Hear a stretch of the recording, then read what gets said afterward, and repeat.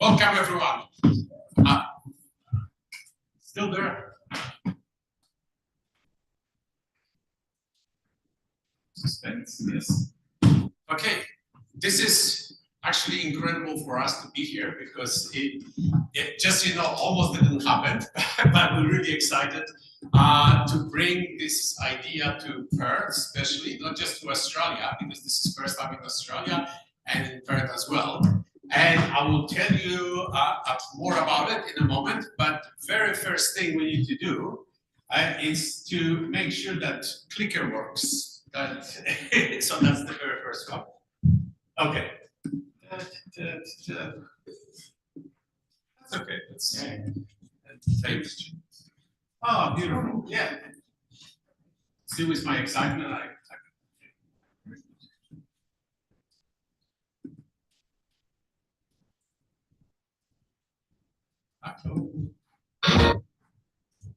hang on.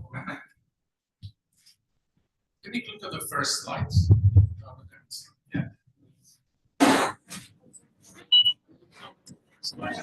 Next. Yeah.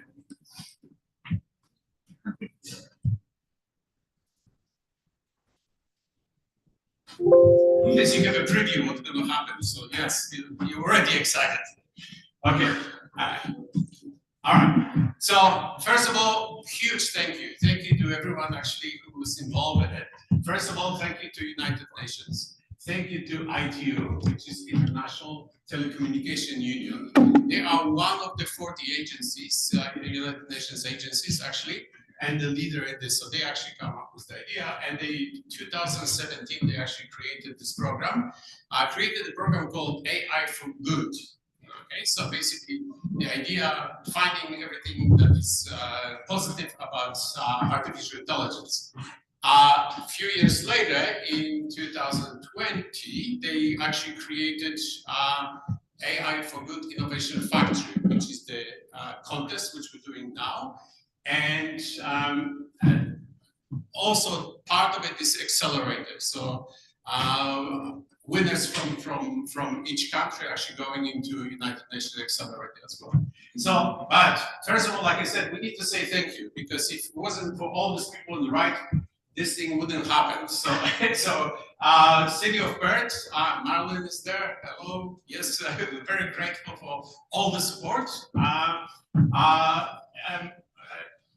Euro Industries, the organization, it's a European organization that actually came out to the party in the last moment when all hope was lost, actually. So, and actually, the last moment actually happened. So it was really very exciting for us to actually make sure that it happens. And Meshpoints is an organization in Perth, Western Australia. Meshpoints is actually funded by state government through Lotteries Commission, as you can see here, and was created by an organization called SpaceCube. SpaceCube, those of you who don't know, it's in Perth, it's sort of like a hub of innovation. And the idea of creating this Meshpoints program was to bring together all innovation ecosystem and sort of cultivate it. So we're extremely grateful because Meshpoints were the very first one who came to the party to actually help us with funding this program. Okay, so Positive Impact AI, I will tell you in a moment about it. So that's our group, the Innovate Australia group, basically designed to create what United Nations is doing, AI for Good. So we actually call Positive Impact AI. We're trying to do exactly the same thing. Regional Development Australia, next one. It's actually our great supporter from the very beginning when we started Innovate Australia. And they are actually our partners in this. So we also have Parliamentary Friends of Technology on Innovation, which is another partner. So Innovate Australia join forces with those two partners who are actually supporting us. Western Australia Data Science Innovation Hub. They've been very helpful in spreading the word about the event. First, it's our chief judge, illustrious Charlie Cunningham. He was from the very beginning. Actually, I have to tell you, he put a hope in my heart because he was the first one to call me and say, "Hey, this is a great idea. Can I volunteer for this?" So thank you very much. And Startup WA, as the name indicates, doesn't need to be explained, but Charlie actually is also a chair of Startup WA. And the platform. Platform is this beautiful venue right here. There's the Nancy right there. Hello. Yes. Actually, platform, just to let you know, once on the topic of platform, Nancy actually agreed who's going to win tonight, besides all the beautiful awards they're going to get. They're going to get actually access to this beautiful place so they can prepare for the trip to Geneva in July. Yay!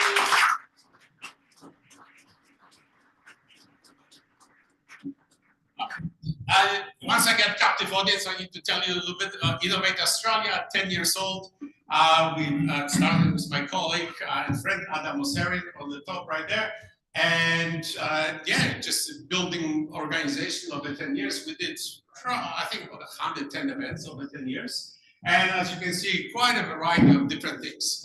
So different programs and projects, but mainly we organize events to promote innovation in every field. So it doesn't matter if it's aged care, disability, or if we're talking about space or agriculture. We do have some of the people actually in this room are actually innovation groupies, because they always come to our events. Doesn't matter what topic it is, as long as innovation. We're very grateful for that. Now, we started with Innovate Australia. We started organizing AI events. The first one, as you can see there, 2021. So that was National Science Week. So to celebrate National Science Week, we did artificial intelligence event, which was way before ChatGPT and all this. And since then, this is some of the events that we run. Especially international events. So we're actually finishing the series of 5 international events, which are also sponsored by City of Perth. And actually next week, we're going to have an event which is very close one to another. And the event next week, actually, it's AI Innovation Summit, Australia, South Korea. So quite interesting. As you can see, we have other sort of our Asian neighbors, with Japan, Singapore, Indonesia. Yeah, so quite a few events on the topic, and that's why what happened is that the clicker still didn't work, but that's okay. Can I click it myself? Oh, beautiful. So that's what did that first event that we did actually led us to creating this group, Positive Impact AI. And Positive Impact AI, look, I cannot say we have projects. I have to say we have concepts, okay? Because it'd be too much to call them projects, but they're good concepts, okay? So hopefully, eventually we can turn them into projects. So this one, road safety AI. So basically, the idea, you have beautiful, handsome young men, Rob, our road safety officer, which is basically an avatar of AI agent. So you can discuss things on all the aspects of road safety. Basically, you can talk to him. We do have a little model demo on that. Or something, another one, developing our minds, which is actually about children. So this is smiling, good-looking, good doctor is actually helpful, and basically you can have a chat with them about from planning family prenatal care to actually organizing children the early children education. So quite a comprehensive one. And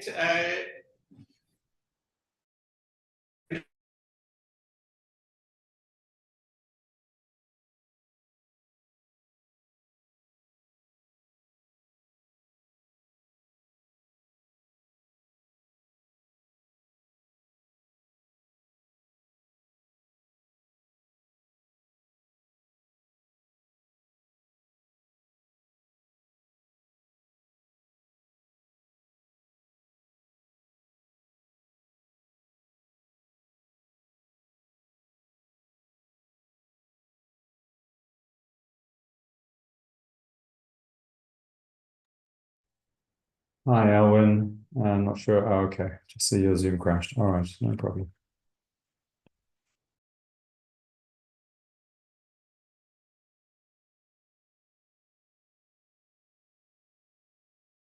I actually, actually on this one, I was contacted by this wonderful young lady, Jennifer, who is a partnership manager, and she actually was talking to us about this program, AI for Good Innovation Factory. Because AI for Good is the program that goes all year long, and basically you can see online. I would suggest you that you sign up for the network because it's free, but you can have build tremendous network around the world actually of your contacts. And part of the AI for Good, there is AI for Good Innovation Factory, which culminates then in Geneva in July. This year is 8 to 11 July. So a winner from our event tonight, actually going to be announced, and the winner from our event going to go to Geneva and to represent Australia in pitching versing other countries, actually winners from other countries. Okay. After Jennifer, we actually Jennifer introduces to Gulgim, who is he is actually coordinator of the program, and it's a fantastic help to us. And then we did the three people on the bottom. Actually, there's a first one is Adam Oseri, and Adam is director of Innovate Australia, but also my colleague, friend, and co-founder of Innovate Australia. So together, we actually put this program together. But Adam, unfortunately, right now is in Switzerland. Okay, actually going to stay there all the way till July. So, but not just relaxing, just with family issues. And Wilson Tucker is the Honorable Wilson Tucker, because Wilson actually representing Parliamentary Friends of Technology and Innovation Organization, who, like I mentioned earlier, that's another our partner, and Colleen Yates. Colleen is the CEO of Regional Development Australia Perth, which I mentioned earlier is our partner as well. So all these people are sort of, Adam is in Switzerland, Wilson is in Brazil from all the places, and Colleen from all the places is in hospital, unfortunately. So she's probably gonna be watching this. So I tell you what, when I say 1, 2, 3, everybody waves and say, "Get well soon, Colleen." Yes? 1, 2, 3. Get well soon, Colleen. Hey, okay. Now she's gonna be all right, I'm sure, very soon. So thanks for that.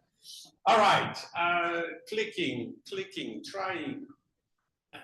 Oh, beautiful. Okay, so basically, so what we did, we actually started spreading the word. We had really short time to do that, so we started spreading the word, and we had all together we received 22 submissions actually for the program, and then our judges will tell you later actually about the process, how we went around the process. And that brought us now to this day, actually, to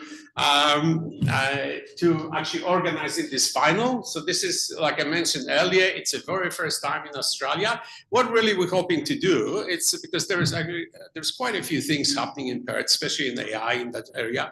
So it'd be fantastic if we can establish Perth as an AI innovation hub of Australia, basically, because if we run it next year as well, and next year, so, and this year we mainly, we discussed with United Nations, because short time, short money, etc. We sort of focus on Western Australia, but from the next year, actually, we're going to be spreading, the news across the country and actually bringing people from all over Australia.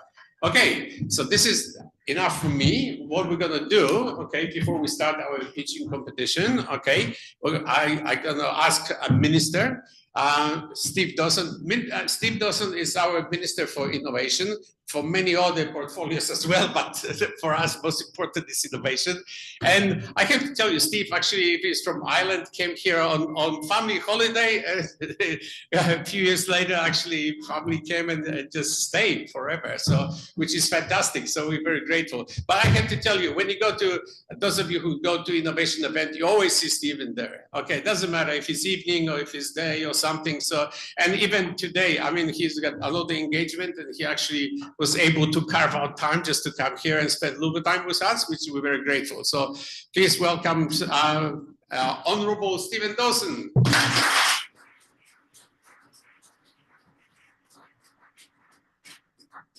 Thanks, Peter, and good evening, everybody. I want to acknowledge that I'm on the land of the Whadjuk people of the Noongar Nation tonight. Pay my respects to elders, past, present, emerging, and can acknowledge any First Nations people or all First Nations people who are here tonight. Thank you for the invitation to this illustrious event, Peter. Particularly excited to hear that the winner will end up going to Geneva later in the year. What an amazing prize. Can I also acknowledge my former parliamentary colleague, the Honourable Michael Mission, who's here tonight. To the judges, Charlie and the team, I'm glad you're sitting there, not me. You never want a politician to be on a judging panel because it could bite you in the bum. So, so best of luck. Thank you for putting your hand up to be there. Can I acknowledge the major sponsors to the City of Perth, to Mesh Points and Euro Industry. And as Peter said, the state government are proud to support Mesh Points through Lotteries West. We are very lucky in Western Australia to have an organisation like Lotteries West. So buy your tickets, and even if you don't win the $20 million tonight, the community wins and the innovation sector is winning thanks to a $5 million investment by Lottery West into the sector. For those of you who are in the innovation sector in Western Australia, you'll know my passion for science and innovation, and I'm very pleased to have recently been reappointed to the ministry and to continue to do this role. We've got an amazing innovation ecosystem in Western Australia. People like yourselves. We've got people like Charlie Gunningham, who's been a leader for a very long time, who are willing to share their experience and willing to help us grow the sector and make Western Australia one of the best places in the world to do it. And so particularly pleasing that the United Nations and the International Telecom Union have been involved in this event. I hear Peter saying that we're starting off in Perth, but next year might grow across the country. So we've got a head start. People from Perth is very exciting. Artificial intelligence really is a game changer, and of course is the way for the future. AI is set to be the key source of transformation, disruption, and also competitive advantage in today's changing economy. PwC has estimated that AI could contribute up to about $15.7 trillion to the global economy by 2030. That's not far away, which is more than the current output of China and India together. So the opportunities are huge, and certainly in my portfolios, I've witnessed a number of state government agencies using AI for good. We have the health department using AI, generative AI technology to address health and medical challenges. We have our transport agency using AI to help with traffic on the freeway. It's being used right across government. Now, earlier this year, we welcomed some new members to our AI advisory board, and they are providing strategic advice to the state government on AI projects, and also the design, the build, and the use of AI or data-driven tools in the public sector. We want AI to be used, but also we want it to be done safely, and so putting in charge putting around it a framework to help us do that properly. Now, these board members consist of senior industry leaders and technology specialists, bringing a unique mix of both knowledge and leadership in AI ethics, regulation, and machine learning capabilities to our sector. Now, as I said, I really am excited about the opportunity for our local companies to be involved in international events. And so to be able to send somebody from here, the best of the best in WA, over to Geneva is very exciting. We have our New Industries Fund at WA, and that has supported many startups across a range of industries to progress projects to a commercial outcome. We've got programs like our Innovation Booster Grant, our Commercialisation Bridge Grant, and of course the Extend WA program. And they have been foundational in supporting innovation and commercialisation activity across a range of sectors. So if you have not heard about any of those before, I know some of you have, and some of you in the room tonight our recipients. If you haven't heard, please check it out. Go to the JETSI website. There is government support available to help you get to the next level, to help you scale up your startup and grow. And of course, we want you to do it here from Western Australia. So we're putting a range of supports in place.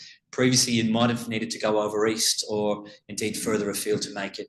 There's a significant investment being made to keep you here and to take over the world, so to speak, right here in Western Australia. So can I say congratulations to the people who were pitched tonight. I'm sorry, I have been double booked, so I won't be staying around, but I look forward to hearing the outcome, and I wish you all the very best. And thank you for including me. Thanks.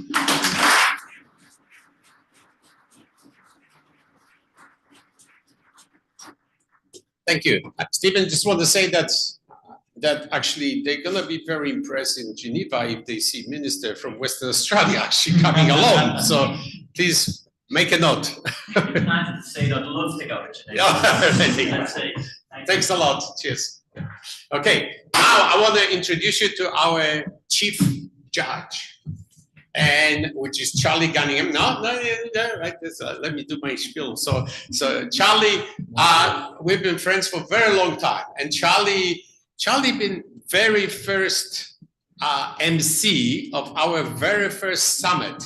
And that was a very long time ago, but it was fantastic. And since then, he did few of our summits, which we're very grateful for. And yeah, since then, Charlie been very helpful. As I mentioned to you on the very beginning, it's a great boost was for me, you know, when Charlie called and said, look, this is really fantastic. What can I do to help? Which, come on, you know, that's it was really great. So yeah, stop it. Yeah, no, but we really enjoy it. So look, Charlie altogether, as I mentioned earlier, you know, his positions when I was telling about the logos and supporters. So Charlie actually works with SplashPoints right now as a sort of partnership. He will tell you more about what he's doing, but also he's chairman of Startup WA as well. So please welcome Charlie Cunningham.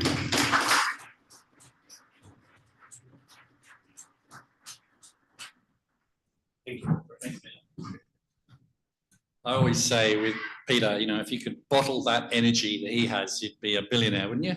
Fantastic. I love the enthusiasm. Thanks, Peter. Thanks for having me involved. And, you know, it's great to have a program that's using AI for good. It's like on the tin, right? What a great program. Been going a few years now. And the first time it's come to Australia is thanks to this man. His bubbly enthusiasm, along with his good mate, Adam Masarian. They climbed a lot of mountains to get the funding for this, just to pay the license fee and everything else, put on events like this. Thank you to the judges for giving up your time. 22 applications. We literally just had about a week to go through them and get the finalists. We hope we've got the right 5 finalists. And within the 5 finalists, we'll have a fantastic winner. I also want to acknowledge Minister Dawson. I, for the 2.5 years, got to work with Stephen inside government. Those of you know I retired from that position last year. A real big supporter and a genuine person who turns up when he can and knows people's names, and he lingers. He couldn't today, but he would normally be here right to the end and be one of the last person to leave.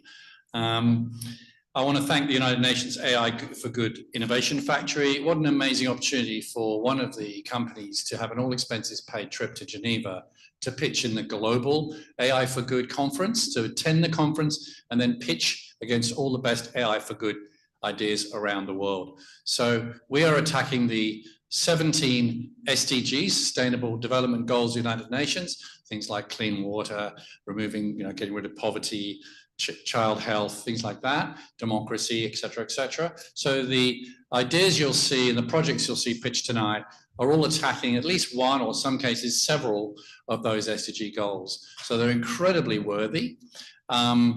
Watch, listen, do if you want to mooch around, get some pizza, come back, but do it respectfully and quietly, and maybe in the gaps in between a presentation. There's going to be 5-minute pitch and then 10 minutes for the judges to grill each contestant. So that's probably the most nerve-wracking thing. The pitch, they probably got that down schmick, and look forward to that. but then questions. So if other team members want to come up and help with the questions, that's totally fine. I would like to quickly just introduce the judges as myself, been introduced. We have no particular order. Joshua Morley, who is the global lead for AI for Acodis. So wave Joshua, that's Joshua. We have Craig Gregory, who's a partner at PKF Integrity and is an AI expert, legal expert over there. We also have the wonderful Shelley Jane Price, who's at Sterling and Rose. Wave Shelley, okay, there you are. And we have Matt McFarlane, who is the chair of Isotana AI. So what an amazing what an amazing group of judges we have. Big round of applause for the judges. And so we'll now get on to it. And I'll introduce, Tricia is going to introduce the finalists. Thank you.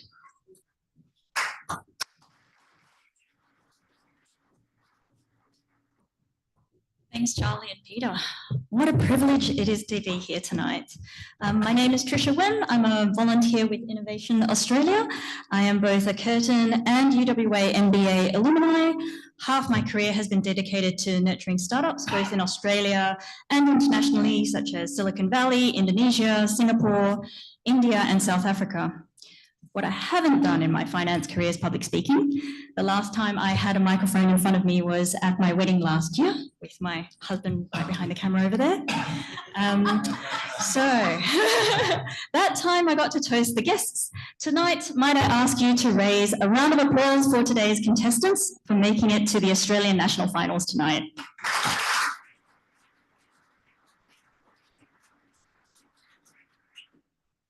I am honoured and very excited to introduce tonight's finalists, starting with Chinook International, Avinash Chanda Dalia. Chinook International, founded in Australia in 2021, is pioneering AI-driven solutions for sustainable development, leveraging satellite imagery, IoT sensors, machine learning. Its platform optimizes water usage, enhances agricultural productivity, and supports climate action, clean energy, and healthcare diagnostics. I will let you talk about the rest of your ideas and also the pilot project. Very excited. Take it away.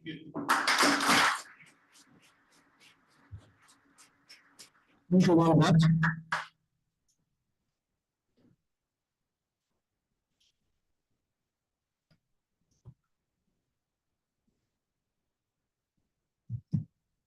So I would like to start from this page.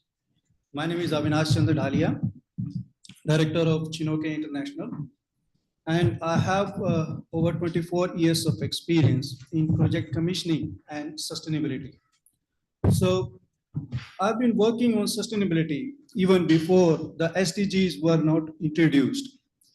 So I have won national level and international level awards, accolades, certificates, and recognition. Today, I stand before you with a mission, how AI to power sustainable development goals worldwide.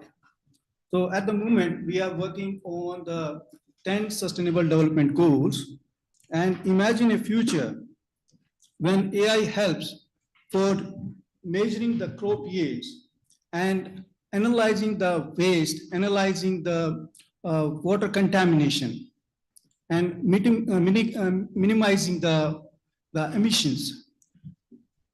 So this is not a distant dream. Definitely AI is going to help in all the industries and all the sectors. With the mission, AI is going to develop a fully customized AI-powered SDG tracking software for the United Nations as per their framework. So there is a problem in the global challenges. 2 billion people are lacking of the clean water, and 900 people are lacking of the hunger, which is a major problem according to the United Nations report. And if you look at the climate change that is threatening across the ecosystem worldwide, and if you look at the 17% of the Sustainable Development Goals target have been achieved. So number 13 is the climate action. If you look at the number 13, which is marking red, and nothing is progressed so far. We have been worked on the precision agriculture and water quality monitoring and healthcare diagnostics. And we are working on the climate action plans. With our software, we will use the SDG 2.0. This will be a kind of a new thing, like from 2010 to 2015 and 2015 to 2025, we have seen a lot of progress from MDG to SDG. Now future development goals are coming up. So we are working according to the new challenges and how we can tackle the problem as per the AI solutions we have.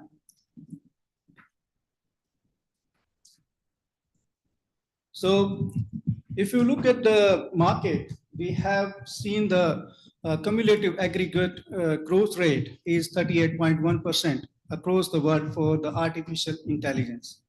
And we are focusing on collaboration with the government, NGOs, agriculture cooperatives, health providers, and the private enterprises. So which is our target market.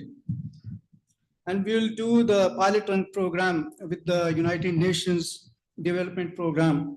And it will be like a customized country level for the governments to track SDGs.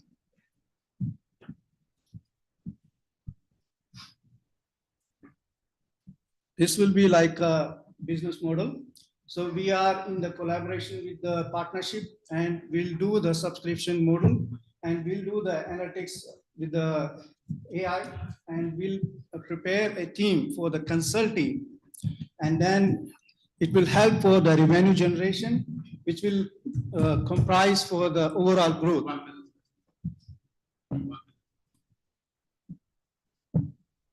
From the Chinook International, we are committed to build a AI-powered SDG tracking system that brings real-time sustainability monitoring at the global level.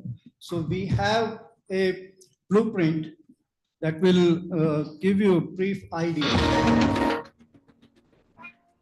At CCR Earth, in partnership with the Chinook International, we are transforming sustainable development goals, tracking with our AI-powered platform, delivering live data streaming with monthly reporting for smarter sustainability decisions. It works on real-time sustainable development goals monitoring across countries, AI-driven insight to close sustainability gaps, customizable reports for government and business. With this, we can track, report, and act faster, turning data into impact. Also, we will do Legends gap analysis.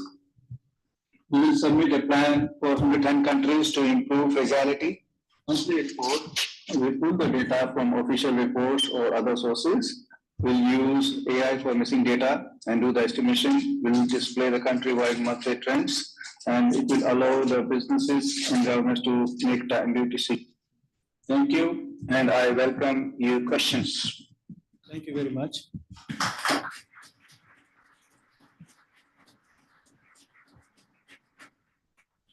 There was shortage of time, so we have to manage things. Which is why we have time for questions. Yes, please.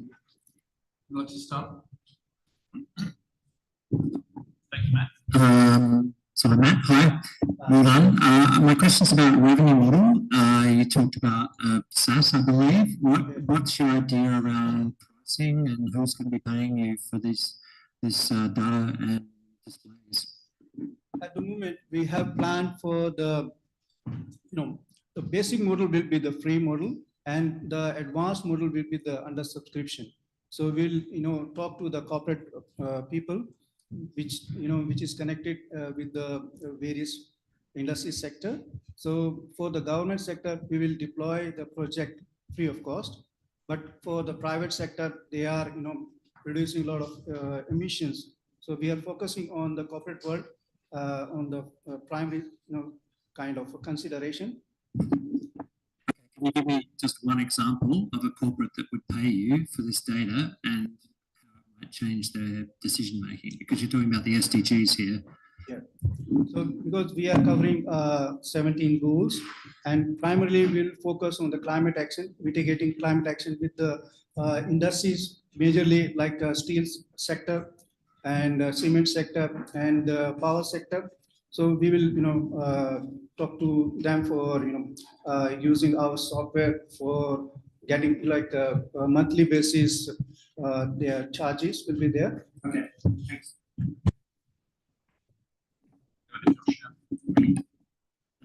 Yes, so I'm curious, you've got a number of product services and you talked about augmenting with the consulting workforce.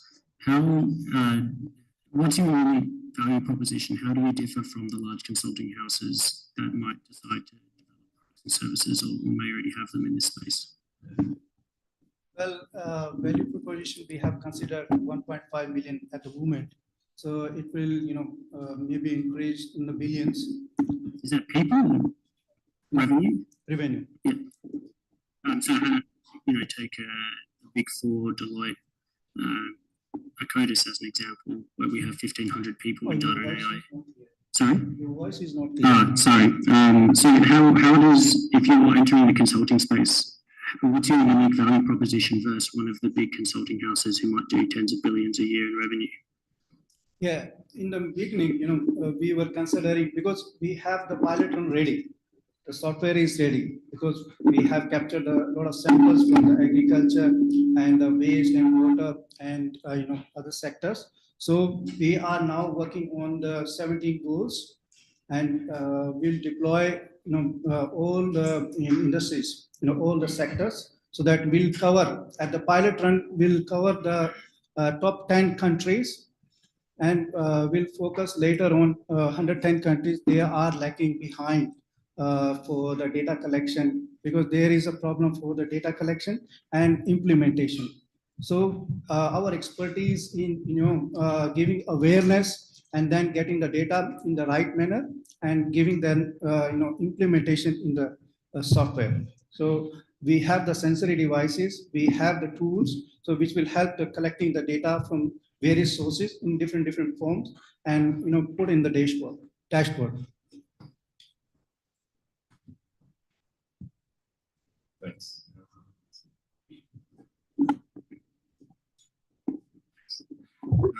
Just in regards to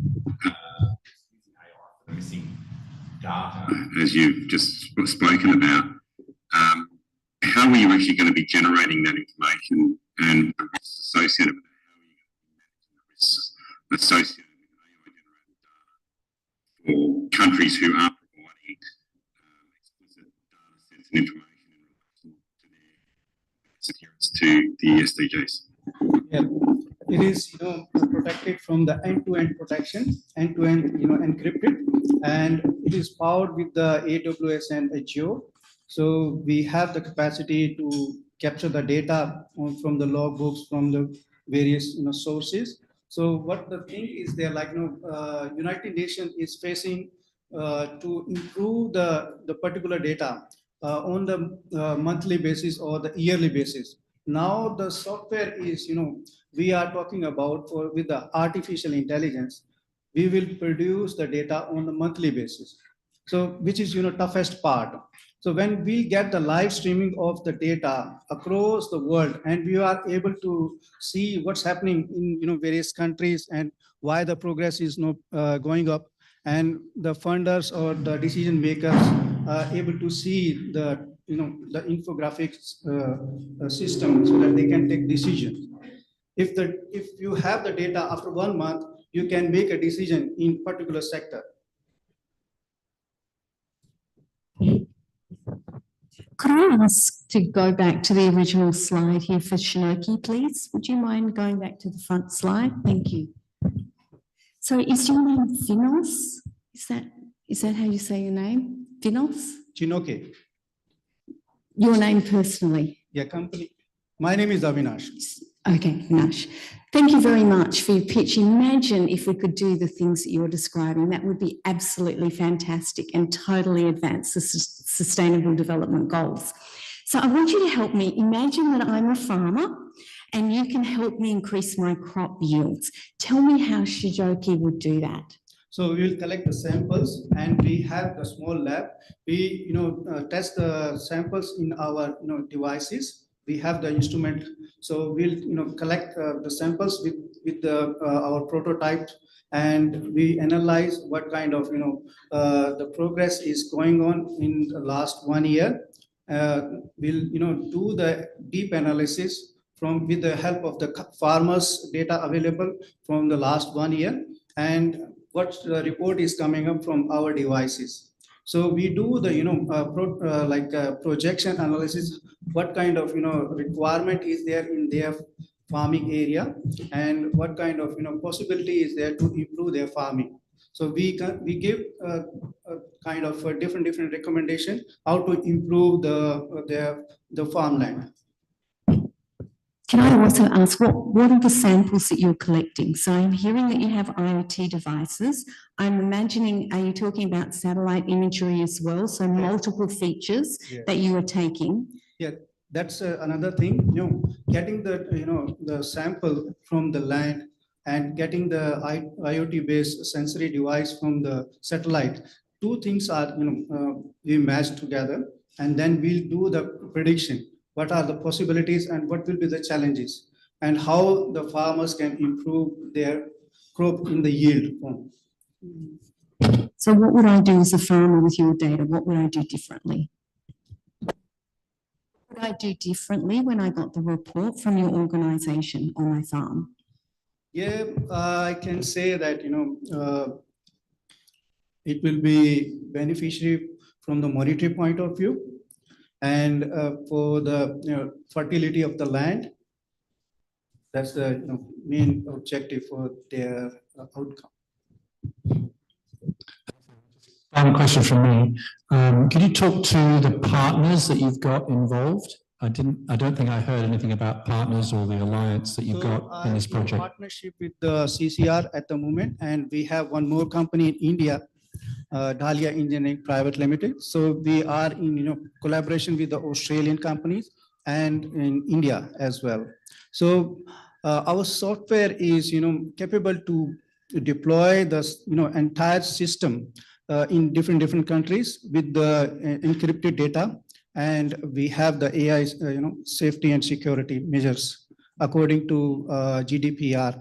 And we are also working with the UNDP for adopting the PAS 53,000, which is the framework for the Sustainable Development Goals. Last year it has been released, so we are working on that. Fantastic. It's always hard going first, but the good news is it's now over for you. You can relax. So let's give Abby a big round of applause.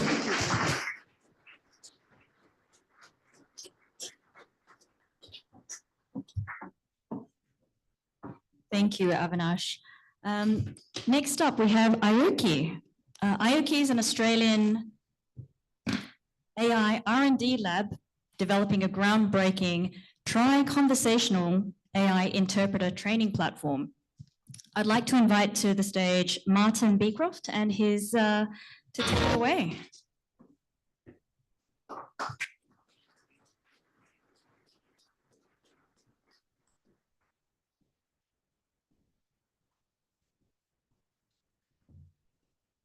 Okay, let's get going with this thing. We are here today to talk to you about the importance of practice. I need a reminder. Should have practiced harder. There we go. So practice. It's what we do, right? It's what all we're doing here today. You probably watched us pacing around, practicing. It's so we get it right in the important moments, so we don't make mistakes. If I said to you, you're just about to take a flight, but the pilot actually hadn't ever flown a plane before, would you get on that plane?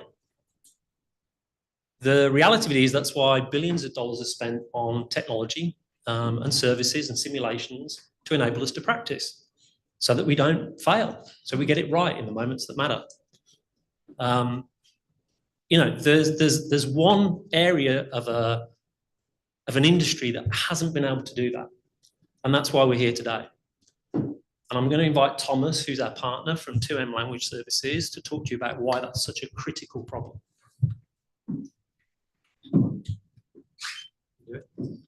language service industry is in a crisis. There are not enough interpreters to meet the growing demand in language support from our rapidly diversifying population. Professional interpreters work in critical settings, healthcare, legal system, social work. They provide equitable access to the services to communities from culturally and linguistically diverse backgrounds. Now, the failure to provide appropriate language support in those settings can have grave consequences. Let me tell you about the story of Willie Ramirez.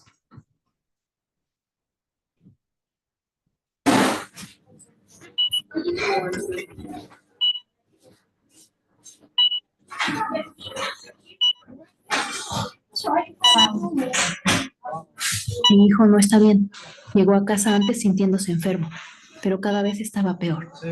Do you know if we have anyone on tonight who speaks Spanish? No, I don't think so. I mean, his mom said he was intoxicado, so maybe he overdosed. Hey, bud. Let's go ahead and activate. You call a code. Call on a code.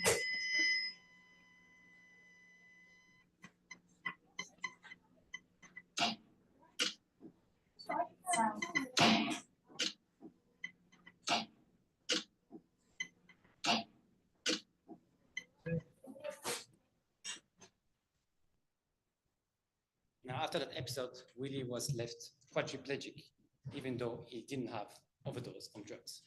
So the human cost is tremendous. And that resulted in a $71 million settlement after a lengthy lawsuit.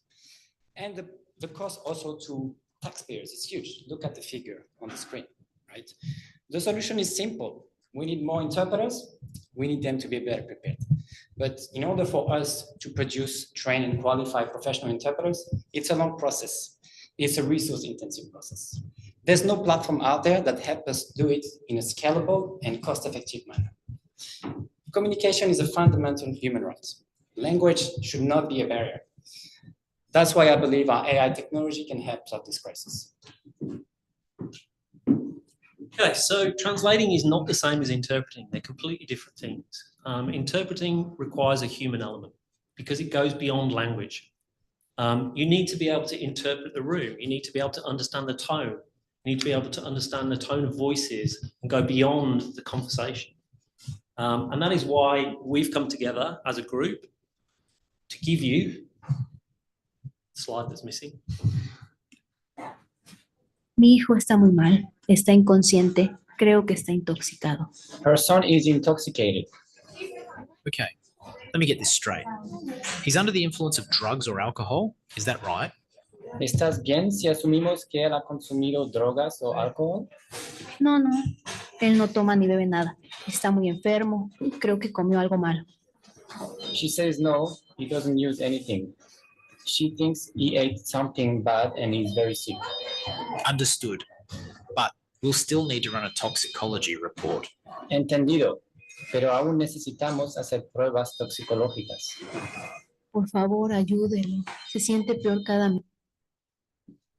So we've created a tri-language conversational AI platform for interpreter practice.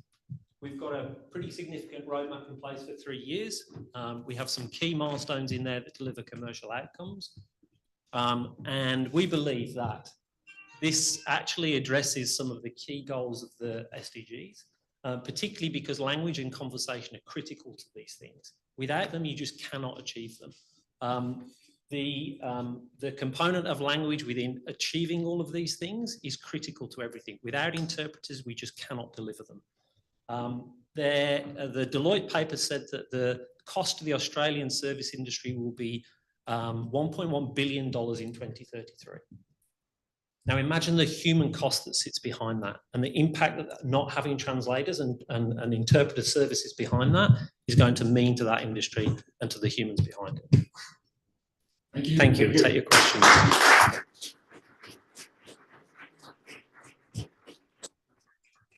Travis, do you want to come up? I don't know.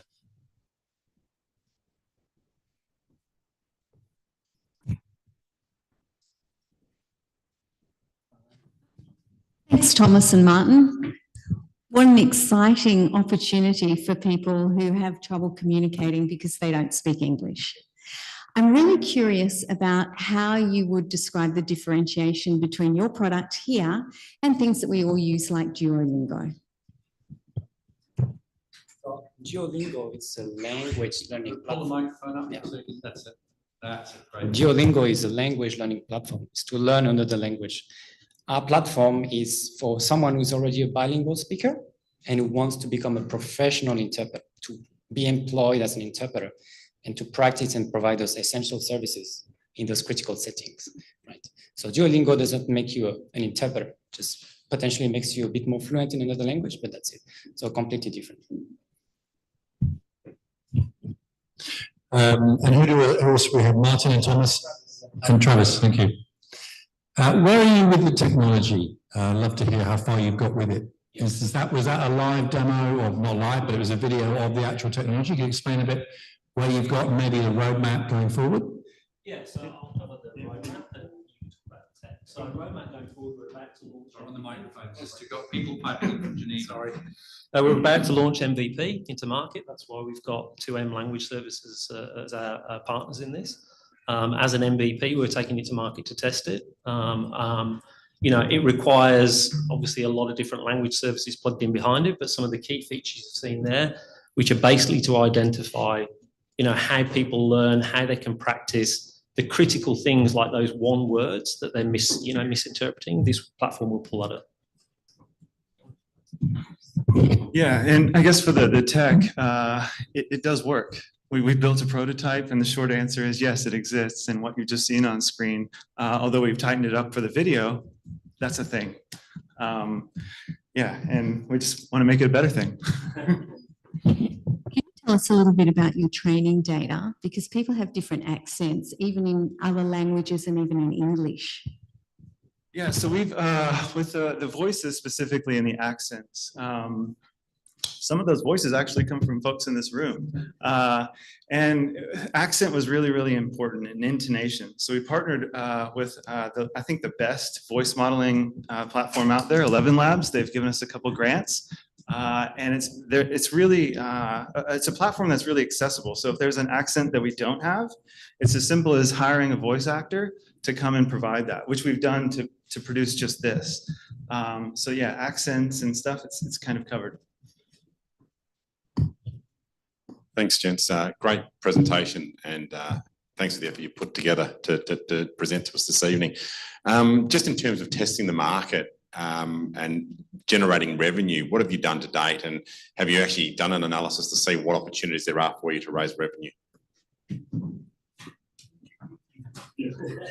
I can, because I come from the language service industry, and we're going to be the first clients, actually. We've already tested the market in different verticals. So in the language service provider vertical, so companies such as ourselves, even in other market where it's way bigger, we already attracted a lot of interest, but also education provider who, provide educational program to, train interpreters, and also certifying bodies. So for example, in Australia, there's something called the NATI accreditation.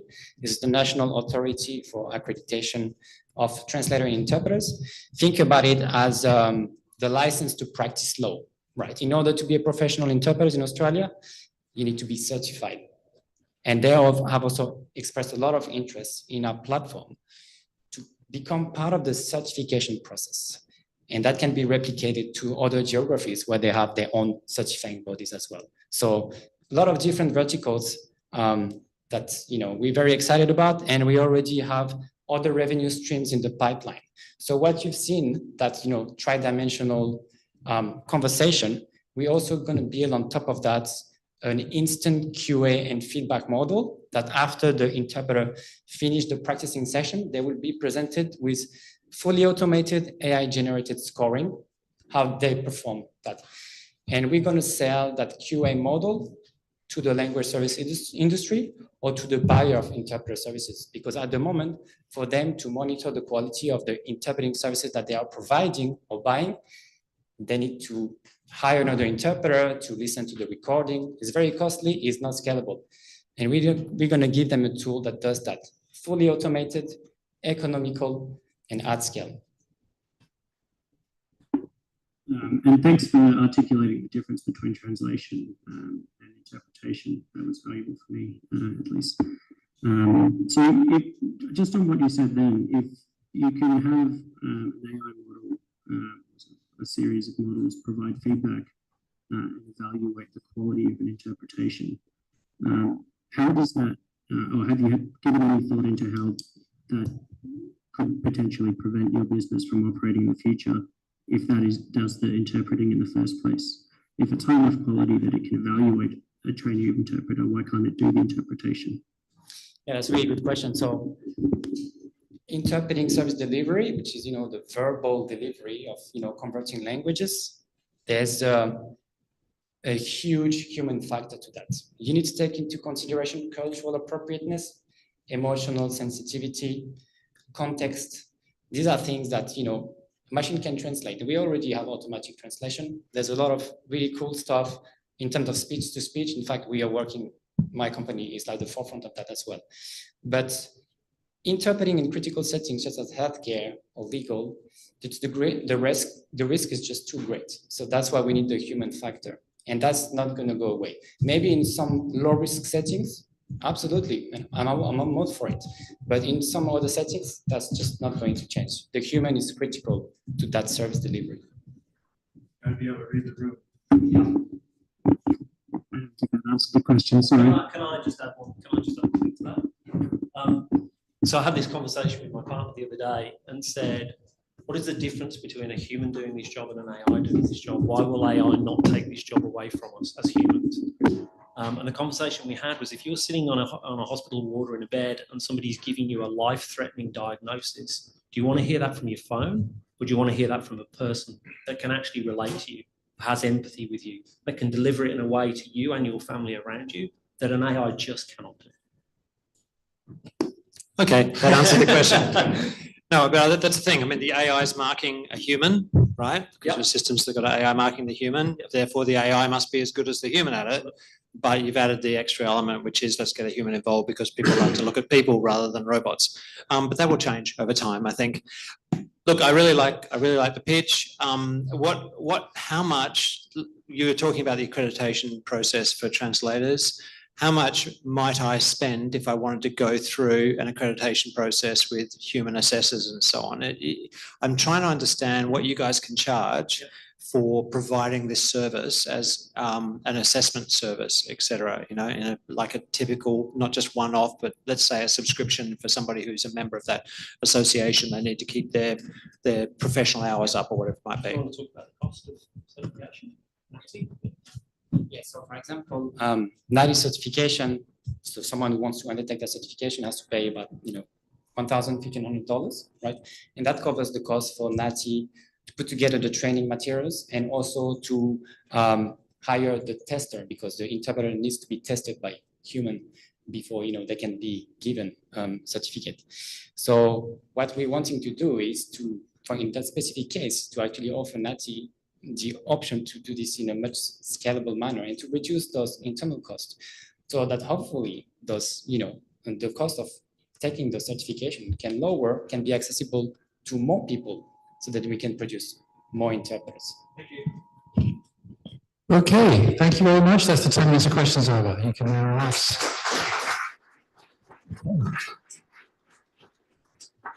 Just while Trish is coming up, 5 minutes per pitch. We will allow you to finish your thought, but not go much longer than 5 minutes. After 4 minutes, Peter is going to give you the 1 minute warning as he's done. So keep an eye out.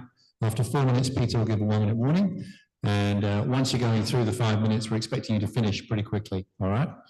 Trish. Thanks, Greg. Project OM. Project OM is revolutionizing AI computing by addressing the critical challenge of sustainable energy use. Please welcome Matthew Mazaris.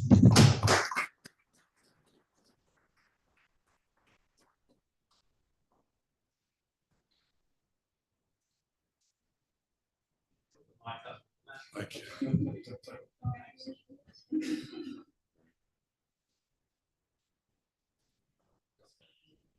Project OM.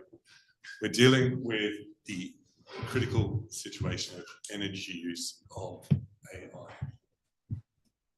AI currently lives in data centers, and these are massive users of fossil fueled energy. Energy use and carbon footprint are becoming massive issues with exponential growth of AI. So let's talk about energy. We've had massive uptake of renewable energy in our system in Australia, but the problem is that we're not using that energy when it becomes available. This is causing wasted energy in our system, and this is causing systems to overload and we've been told to collapse. So what we need is a dynamic demand solution that can soak up this excess energy and relieve the system.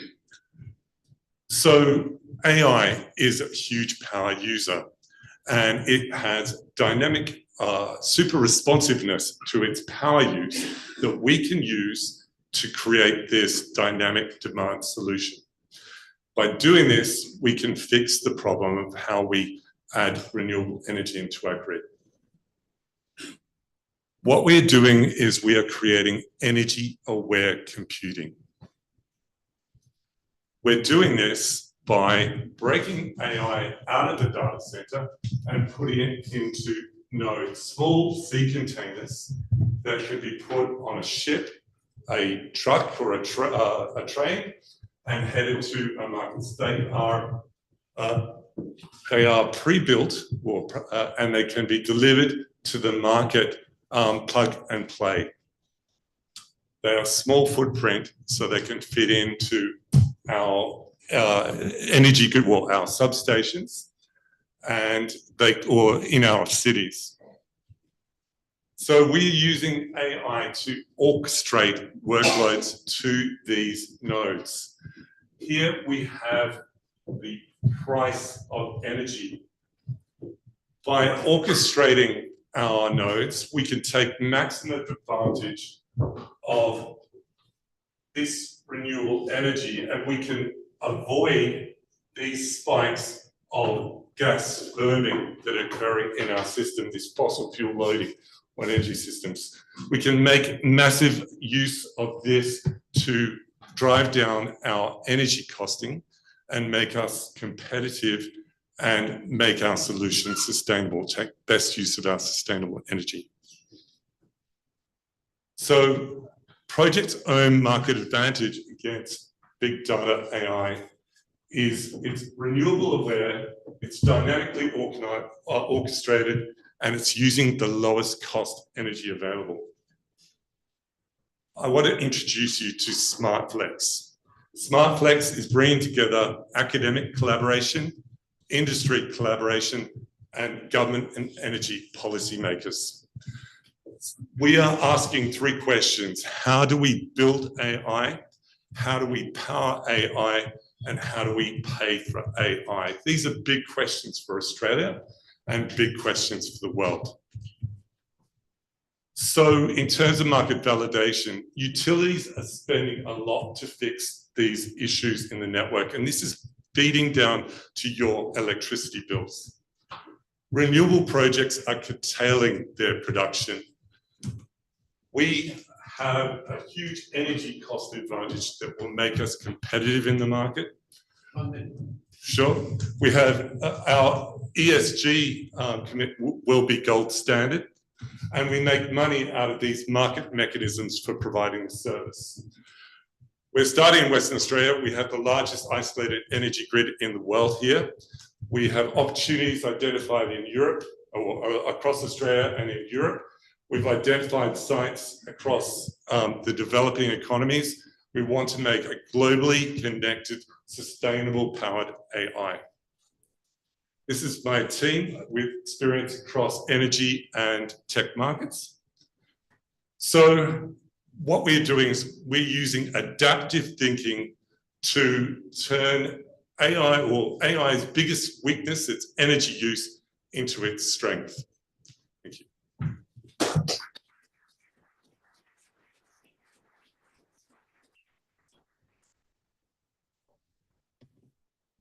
I was bang under 5 minutes. Well done. Have a similar question to the one I asked the previous. Where are you with this? Have you built these? Are they in trial mode? Where are you on the roadmap? Sure, absolutely. So yes, in terms of the node, we've got the node design. We have 2 research papers that have been provided to Baxter IP, which their feedback is that they are patentable opportunities. We have an academic collaboration with the University of Western Australia that we're looking at building a proof of concept on campus. And we also have a collaboration with a company called Xenon Technologies, which is NVIDIA's largest partner in Asia Pacific, who are happy to lend us the equipment to do the POC. So proof of concept, when do you think that might be? Be able to go and actually look at it and bang on it and turn it on? We're hoping that we will, around October, part of it is getting these cards, these AI cards. There's a global supply shortage of those, but we're hoping around October that we can have a proof of concept. With UWA, is that? With UWA. Matthew, thank you for that. Sure. Imagine what we can do with all that compute to do AI for good. I guess important of this is what it does for our economy by enabling this. And it's not just the enterprise users, but it also provides a platform for the tinkerers, the people who are doing R&D with AI, all our fellow contestants here. And that's really important for our country. So Matthew, on that, I'm really curious. Who are your customers? I can see who your users would be. They would be the electricity companies that are looking to offload excess power. It would be the cloud providers. But who are the people who are going to pay for this? Sure. And what would they So our 2 principal products in around the AI is training. So this is AI training, and not training as per our last presentation. So AI training, and this is where we use epoch training and we use checkpoint, which matches our service. The second is big batch inferencing. So these 2 services are really important for enterprise customers to want to build trained models around their businesses. Then, we've looked at fintech who are looking at doing risk modeling. This does really well. Then we're looking at biotech who can use this for doing protein flowing or informatics, gene mapping, etc. There are a huge number of private research who are looking for an ESG compliant solution and have government funding that requests that. So there's a huge broad range. E-commerce who are looking at doing studies around their recommendations engines and so forth. So there's a huge broad scope of customers that we can address with this. Thanks, Matthew. That was fantastic. I love the concept. It's I can see so many applications for it. I do have a couple of just questions, and in particular around large data centers globally moving to small modular nuclear power to basically understanding the draw on energy that's going to be coming or even already here for data centers. So is this, and you stated the problem was the data centers dragging so much data out of the grid. So is it looking to top up the grid at the residential side so that the data centers can drag power off the grid, or is it to do both at both ends of the scale? So the placement of data centers or our nodes is really around, I guess, what's happening in around our market, which is this overloading of our substations. So it's really relieving those substations of these feeder inputs, which are coming from our domestic solar. So in that sense, we're making use of this almost free energy and we're turning it into something highly useful. There are obviously there's wind and there's other projects. We've looked at other projects in the Ord River, where we have the Ord River Hydro, which has it used to power the Argyle Diamond Mine, but now the Argyle Diamond Mine is closed. We've got this hydro plant that is currently powering Kununurra, but Kununurra does not have enough demand to make that efficient. So there's opportunity there for us to go into regions as well to place these nodes. Obviously, it's a communications thing. So how do we connect these to our regions? But there's huge opportunity there. Thank you. So yeah, just extending on what you said there. So do you kind of see the positioning as synergistic with something like a Project Symphony with decentralized VPPs, or and you provide the the oversight across the generation and consumption levels, or? Absolutely. So Project Symphony was exactly that. It was looking at virtual power plants, and they were looking at the inverter that's in your home and being able to control that. The problem was that nobody had any of these controllable converters or inverters in their homes, so that project wasn't really viable. And now that we've already made this investment in our solar, and it's so huge, it's unlikely that somebody's going to upgrade their inverter for no reason. So yeah, this is really a response to the situation that's happening right now in Australia. So a friend of mine has excess solar and installed a Bitcoin miner to take up all that excess solar and spin out Bitcoin, and ended up making quite a bit of money out of that. Sure. So I get the whole concept. Yep. You could get right down to the household if you wanted to. A container is going to hold very, very few racks for an inference engine. And generally when you're running inference, it's going to run for like a day or two. So I'm wondering, you know, the consistency of it, because your system's kind of powering up during the solar peak and then powering down during the afternoon when everyone's doing their cooking. How do you deal with those peaks and troughs from a processing perspective? Absolutely. Well, we're not just dealing with solar. Solar was obvious because it's so visible on the energy map, but there's wind as well, and wind is becoming an increasing part of our grid. And of course, whilst Western Australia is where we're starting, the eastern states, wind is also a big part of their grid. So in terms of where this energy is available, it's really down to this market, and we have a greater operational window in those markets where we have wind is also part of their feed-ins. So yeah, we just looked at in terms of what the impact of the model is to into our production, and it can be only as little as 15% in terms of our operation.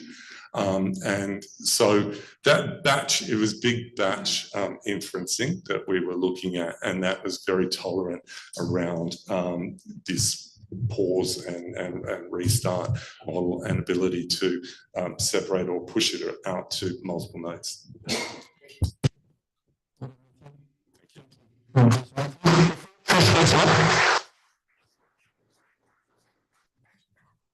You have one of those watches that says you've been sitting for too long and now you have to stand up.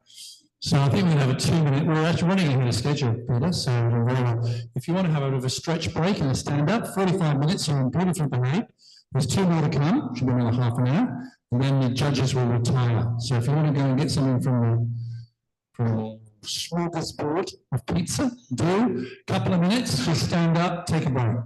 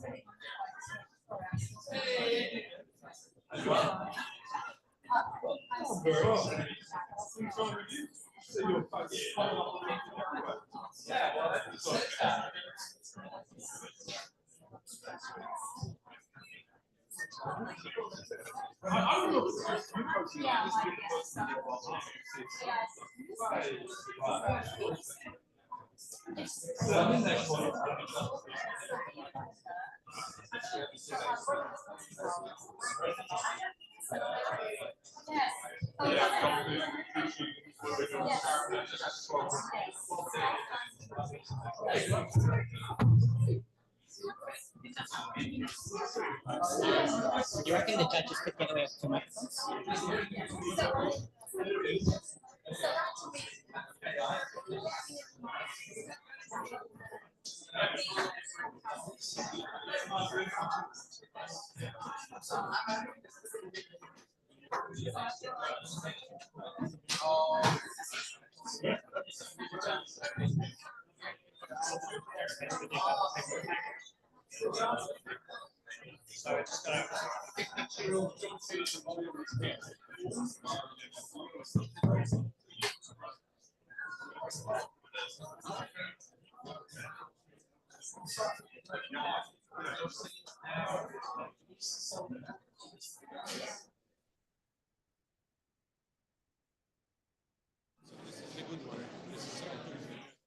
Test. Yeah, it's good.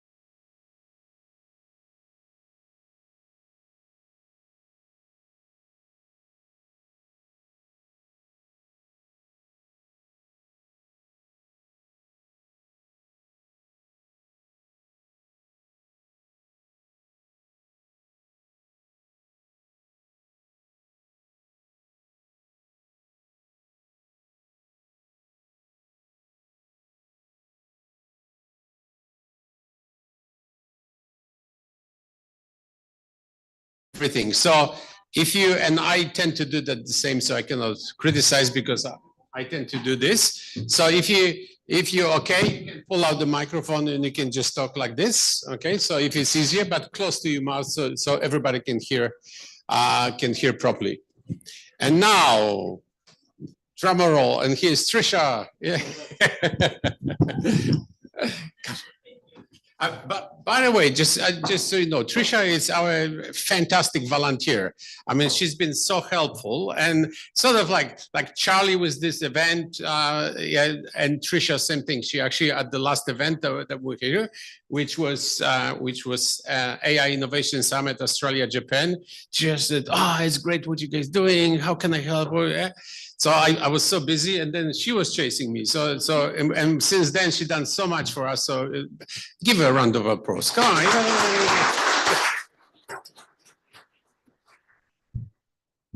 Thank you, Peter. Goodness, let's move it along then. Smart Resources Connect. Smart Resources Connect is an AI-driven platform that dynamically matches surplus goods from businesses. Excuse me. Smart Resources Connect is an AI-driven platform that dynamically matches surplus goods from businesses with nonprofits and communities in need.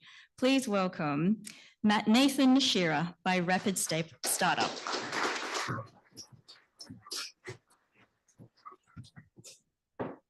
Okay, let's go up here. Every year, approximately 1.3 billion tons of food intended for human consumption goes to waste.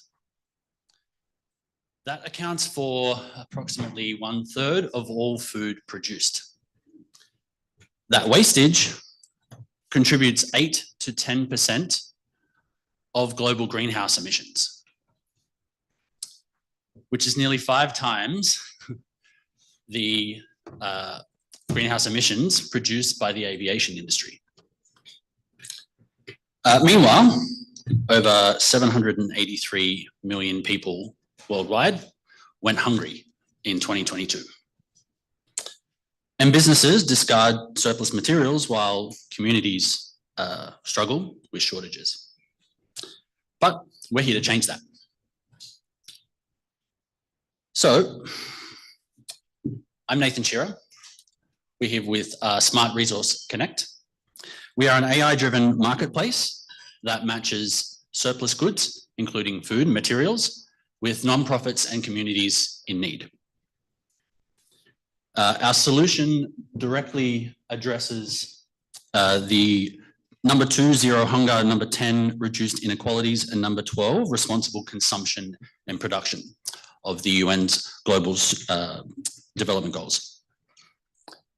Now, beyond food, businesses often dispose of surplus materials that could serve critical needs elsewhere, and current donation channels are fragmented. So they lack real-time matching, leading to inefficiencies and missed opportunities. Now, with a global push for environmental, social, and governance, ESG compliance, companies are seeking effective ways to enhance their sustainability profiles. Now that presents us with a golden opportunity on both sides. By democratizing surplus to those in need, businesses can achieve substantial cost savings. They can reduce their carbon footprints, and they can fulfill those corporate social responsibilities and commitments. Nonprofits, on the other hand, can gain timely access to these essential resources, therefore amplifying their ability to affect change. So Smart Resource Connect leverages advanced AI-driven matching to seamlessly connect surplus from businesses with specific demands of nonprofits and communities. Our platform considers location, urgency, shelf life, things like that, to ensure optimal pairings. But central to our approach is the development of an open data standard. This means that we can facilitate effortless integration between third parties and promote widespread interoperability. And we built this on a robust cloud-based architecture. Our system offers real-time notifications and an analytics dashboard that can track metrics, things like CO2 savings and cost reductions. Now, unlike traditional manual coordination methods, our real-time data-driven approach ensures efficiency and scalability across various sectors, including food, clothing, and materials. What we aim to do is simplify I have a surplus in a business, I have these ESG goals that I need to achieve, but do I need to invest in tech? Do I know how to connect these people? What the hell NGO am I supposed to talk to? Are any of them actually doing things that they're telling people they're doing? And then you've got NGOs that are struggling with money to say, I've got to do what with what API? We want to combine those together and do it all for them both. Thank you. I will skip those. So we offer a freemium access for nonprofits, so they get benefits without financial barriers. Tiered subscription plans for businesses, so they get advanced analytics, enhanced brand visibility, and comprehensive sustainability reporting. And we can offer white label opportunities for governments and larger organizations. Our prototype is fully functional and live. So we aim for a comprehensive rollout in the next 6 months, focusing on active user onboarding. Our team comprises of professionals in AI, full stack development, corporate governance. We've got advisors on NGO operations, logistics, and corporate partnerships.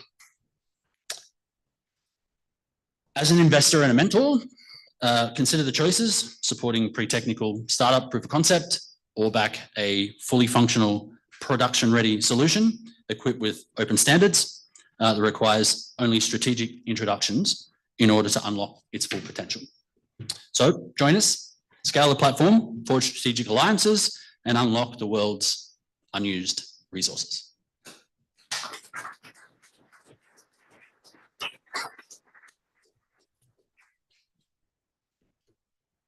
Where's the domain live on? What's your domain? smartresourceconnect.org. Okay, so I'm the chair of Pet Rescue and I want some pet food. How would I go about that? Jump onto smartresourceconnect.org. I have a need, and put it in there. And then just let it go. Thank you.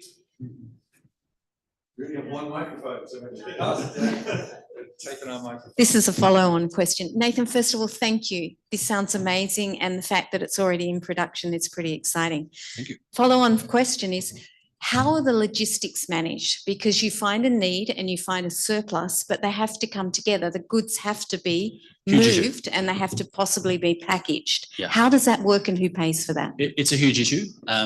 There are fragmented solutions doing this ad hoc at the moment. That's part of the AI solution, is to say, wait, I've got this need and this surplus really close to each other, and we can break that down. There are things, everyone's heard of Oz Harvest. You've seen buses going past. They're doing this kind of thing at a very small scale, very specific niche. So it's logistical partners that can help with that, backloads and things like that to be able to help. So does your app manage the logistics, or is that done outside the application? So at the moment, done outside. We do have mapping on our roadmap to help with the smallest pathways and things like that, because we can do that with AI as well. But currently it's trying to match the locations together more efficiently. Nathan, wonderful idea, thank you. Looks really interesting, the stage you're at. Can you talk to me, I didn't hear anything about security. So how have you built in security or considered security into the solution? Absolutely. So obviously it's a cloud-based environment.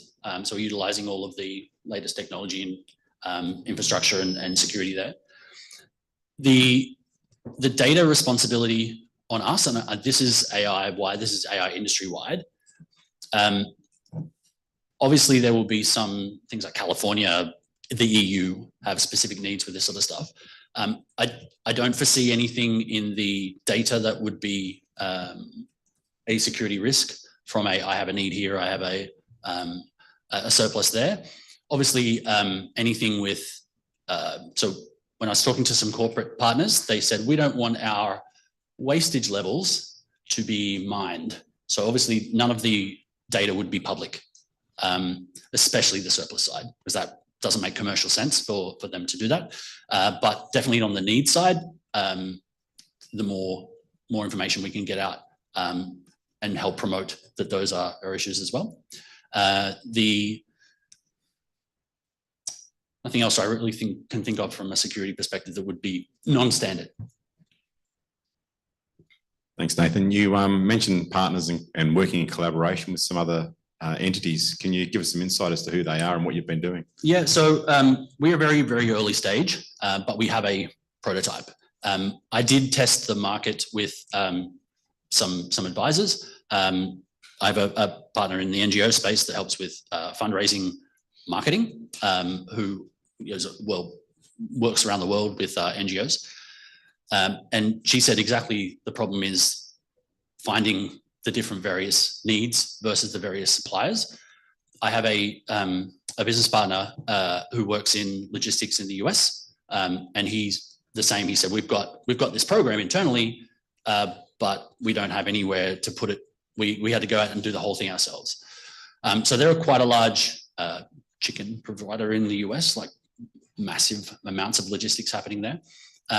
So they are willing to pilot the program. We also have a provider locally in WA, a small goods provider. They do logistics, but also do supply as well. They're willing to trial it out as well on a pilot.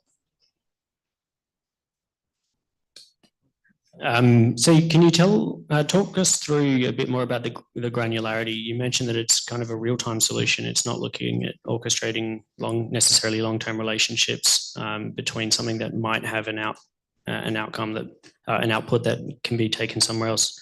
Is it more something that somebody would log into at the end of the day and say, these are the things that I genuinely have available now that would go to waste, and then matching that with a partner that can consume that productively? Yeah, definitely. So location's important. Shelf life for certain things. There are, if you think about like fast moving consumer goods, a lot of it's packaged, it can last a whole year. They already have, there are already providers, even one locally in WA, who would take things at 3 months of a 1 year, and they'll take that and try and, I don't want to name names, get them in trouble, but they try and flog it off to providers at the end of shopping aisles and things like that, cheaper prices and things like that. So that's to help those companies with surplus try and reduce that surplus and try and move that off before it becomes complete wastage. Obviously, there's perishables that, you know, it's like a day. There's markets for that kind of stuff. So perishables not very easy when it comes to that. But definitely we can put all that into the algorithm and work out the best for each. Last question, how do you make money? How do I make money? Yeah, the organisation. How do you pay for the people who run? Non-profit. There is no such thing. How do you get enough money to pay for the people who work within your non-profit? Very good question. The entire solution stack costs $20 a month to run. So I'm not too worried about that. Okay, thanks. All right, thank you very much, Nathan.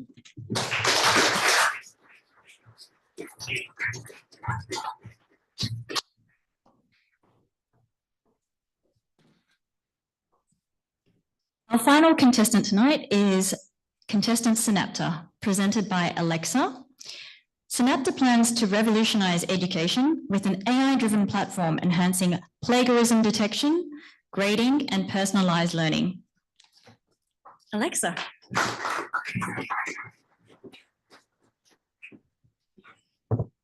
Find my minutes, guys, and then we can go hop on the food and the drinks.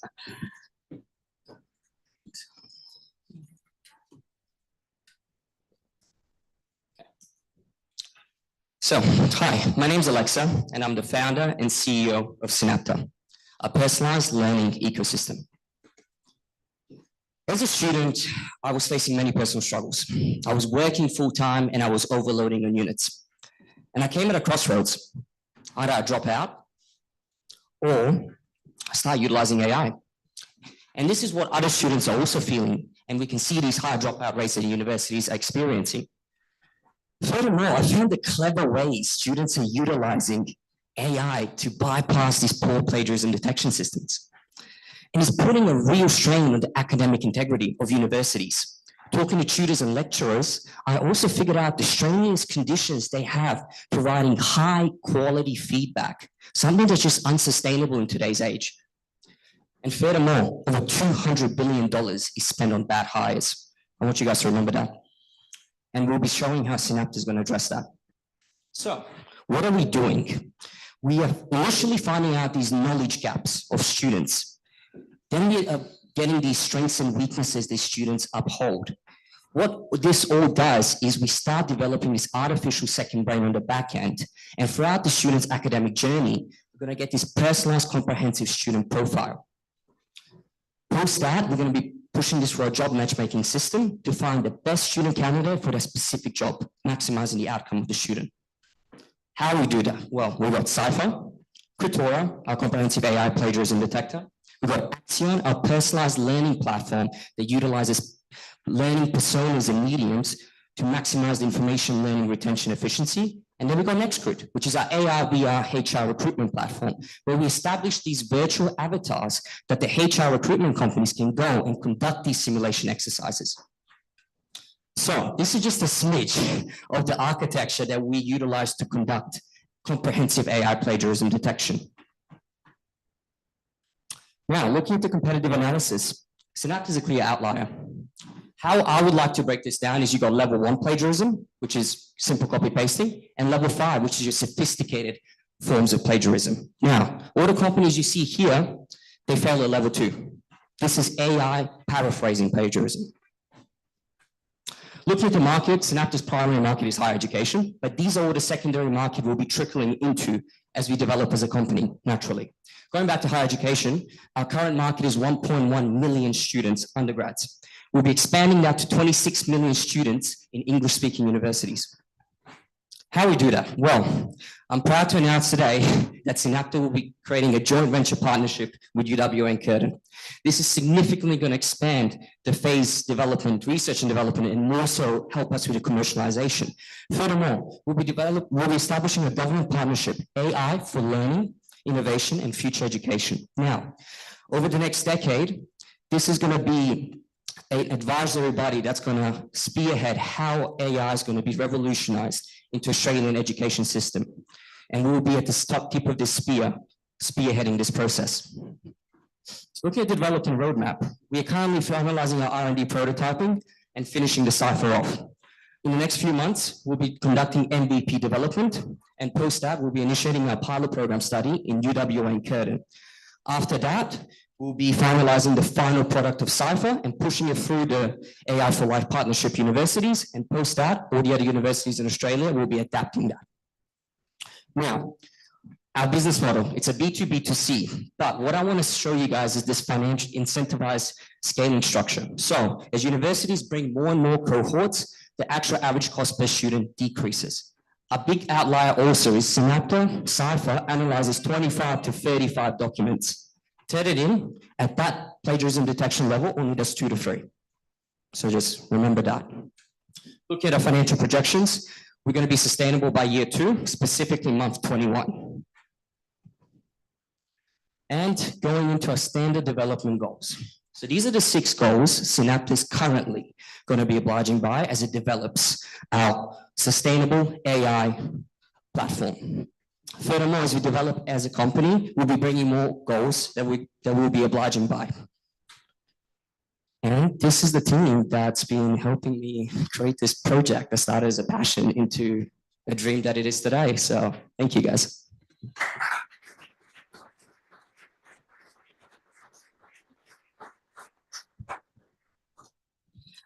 One of our founders, Alpesh, will be coming on as well.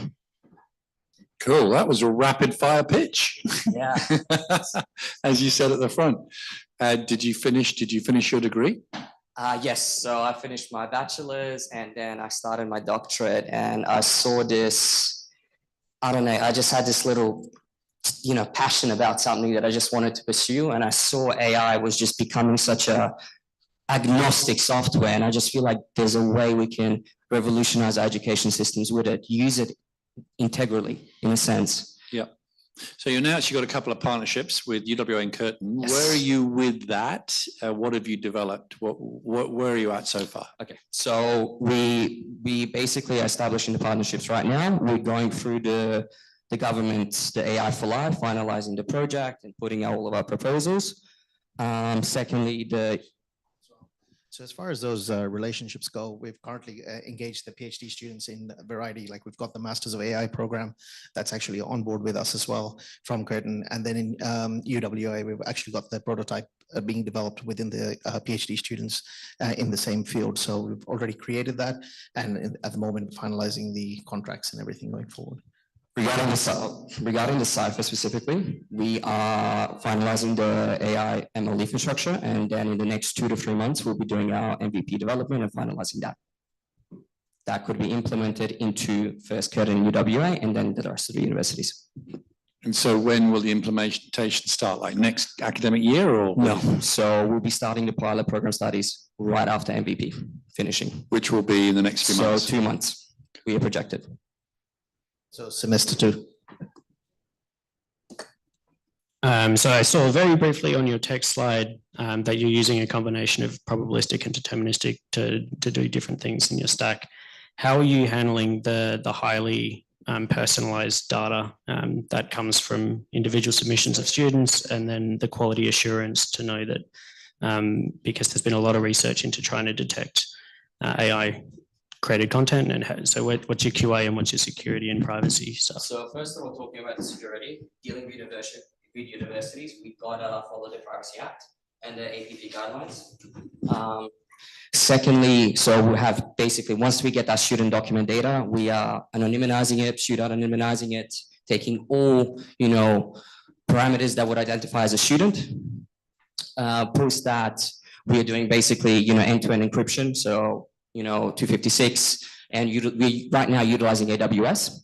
Now going into your second question, which was, I just want to double check. Quality assurance. The quality assurance of the product is, yes, this is the AI machine learning detection.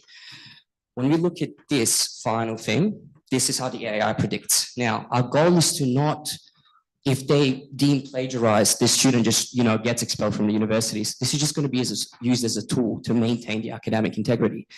There's going to be a double false mechanism. So every 10% of papers, like Alpesh, you'll still have to mark, just to make sure that the system that's undergoing the plagiarism detection is in line with the human-generated reports. Furthermore, if they are deemed plagiarized, they're going to go on academic board, where there's going to be a lecturer or UC who's going to make that final decision. So Alpesh might say, hey, this student in my tutorials, he's actually developed the way that the suspicious document, entails. That's his work. Or he might say, hey, this is not this guy's work at all. So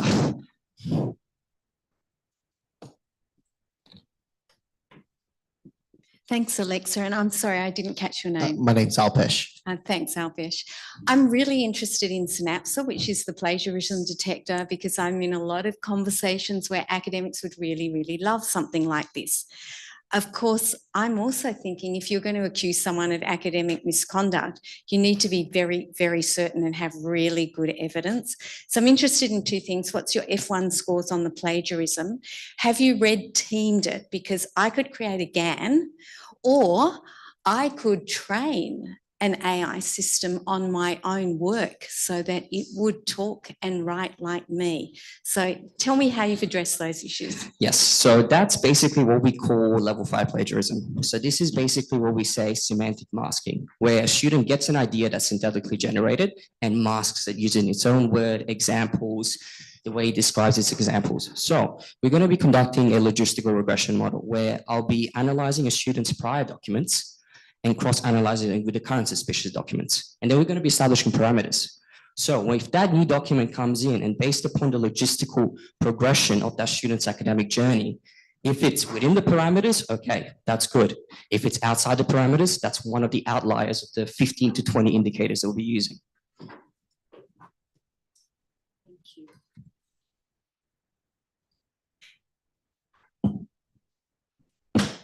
Are you connecting to any particular LLMs to do this? At this point, we'll basically, when we did a market analysis, I looked at the 5 main LLM students are using. So your OpenAIs, your Llamas. So when I say Llama, that's your open source LLM. Most students use your your black box, your closed source LLM. So we do a lot of black box detection.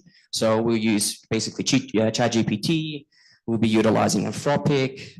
We'll be utilizing, there's 2 more, just scratch my mind. DeepSeek? No, yes. But why not?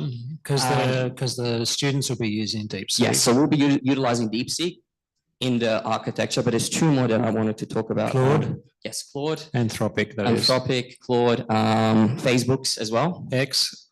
And then Grok as well. Grok. So these, because again, 80% of the students use these black box ones. And what that means is we don't know the statistical analysis that goes by, when the prompt comes out. If I look at Llamas, I can use because it's an open source model. So when we do this conducting, extensive plagiarism detection, there's going to be 25, AI plagiarized comparisons from those 4 black box LLMs. And then there's going to be our one as well, which is a suspicious document. So we'll be comprehensively analyzing all 25. Now, I've been also looking into kind of efficiency as well, because I want to reduce the cost as much as I can. So we'll be utilizing agents as well, AI agents, specifically also polymorphic agents, just to kind of get the statistical analysis a bit more, automated. Thank you. Okay, thanks, Alexa. Thanks, guys.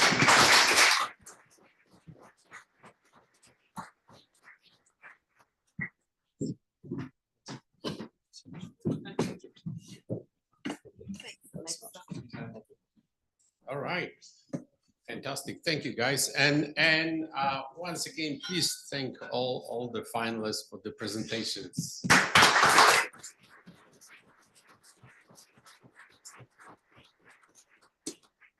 Okay, what's going to happen now? We got a little intermission now, and judge is going to retire to reach the verdict. Who's going to be our winning startup? And we have fresh pizza just delivered. And just so you guys know, you're not gonna believe it, but what's happened? We had pizza, we didn't have drinks. Probably some of you noticed. What's happened? The poor guy who was delivering it, they towed his car, and our volunteers were able to salvage the pizza, but they were not able to salvage the drinks. So the drinks went with the car, with the tow truck driver. So, but now we got some new drinks. So please help yourself, and I'm gonna ask judges to actually move to our boardroom. There is a boardroom right there. Yeah, thank you.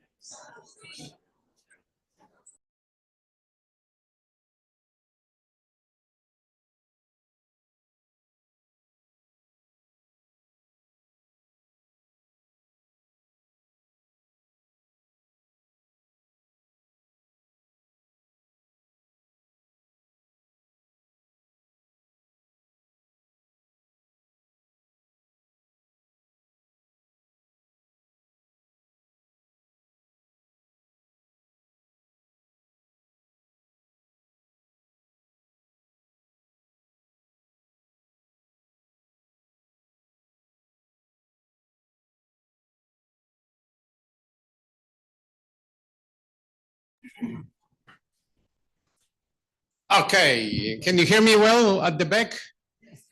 Yeah, tell me not to turn my head that way. So yeah, but anyway, so judges reached their decision. Ta-da. But before we do that, okay, I tell you what's going to happen very quickly. So I'm going to ask our chief judge, Charlie Gunningham, actually to come here and announce our winner. We decided not to torture you, not to go like, and this, and yeah. So we're just going to announce our winner. And then then Charlie gonna do some comments about our winners and about our participants as well. Then what we're gonna do, we have something nice for our judges as well, so thank them for participation. And then we're gonna take a group photo. So we're gonna have some, so don't go away because it will still continue the program, but otherwise everybody disappear, because what we wanna do, we'll also wanna do group photo of the group. So first we might have a photo of judges, we might have a photo of just our startups, and then we might have group photo of us, and then group photo with every one of you. Okay, so please don't go away. So at the end, I'm just going to give you a few announcements what's happening. So that's what's going to happen. So on this positive note, please welcome Charlie Gunningham.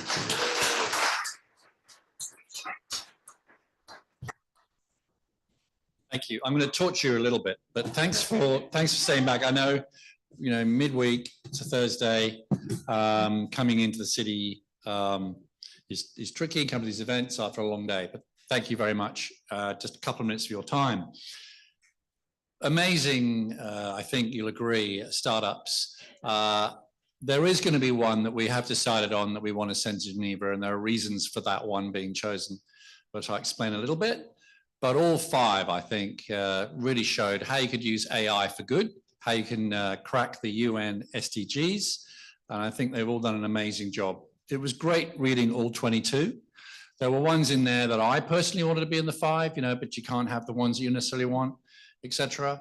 We have the five from all the judges, and then of the five, we came to a conclusion after a bit of discussion fairly quickly on the one that we were going to send to Geneva and why. So Shinoke helping with all the SDG goals, Aoki AI-powered interpreter training, Project Own pioneering sustainable AI computing, Smart Resource Connect AI surplus redistribution, Synapta with its AI-powered higher education transformation. You're all winners. You're all the first finalists, the first Australian finalists ever. You always will be. You can put this on your letterhead. You can put this on your email signature. You can brand it and tattoo it on your forehead if you like. You will always be the first ever Australian finalists in the AI for Good Innovation Factory that the United Nations has ever run. So well done.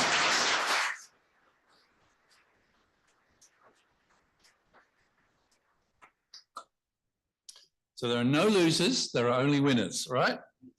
And the planet wins as well. And I hope that all of you commercialize and go for it, all five of you. And in fact, the 17 also applicants, there were some crackers in there as well.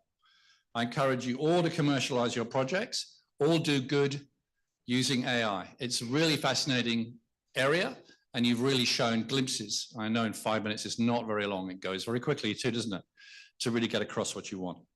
But in the end, the one that we are going to be sending to Geneva for the 11th and the 8th to the 11th of July, representing Australia, is Project OM.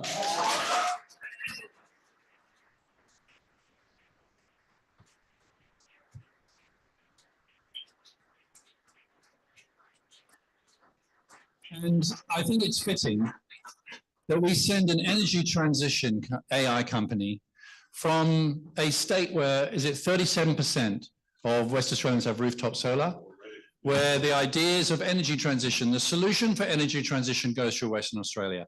And this is a very big idea, right? Using AI to try and solve the problems that AI itself and data centers creates. So you want to have a quick few words, Matthew? Matthew, Zaras, you want to get away from there before the photo takes, yeah. Quick. Where do you want? Him over there. Get out of that thing. All right. You take photos, I'll get out of the way. Charlie, come here. Okay. Don't do it until Charlie comes back. Take a photo. No. Come back. Thank you. Go on the other side. Go on the other side. All right. Here we go. Anything that Peter wants. Peter, you want to get out of the thing? Yeah. All right, we'll go with that.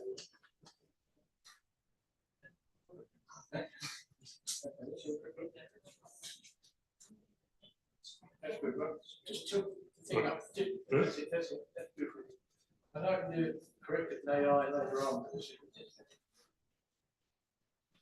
We've got you. Thanks. Okay. Matthew, are you doing anything in July? Are you available on the 8th to the 8th to the 11th? An all expenses paid trip to Geneva? Very excited. Congratulations, mate.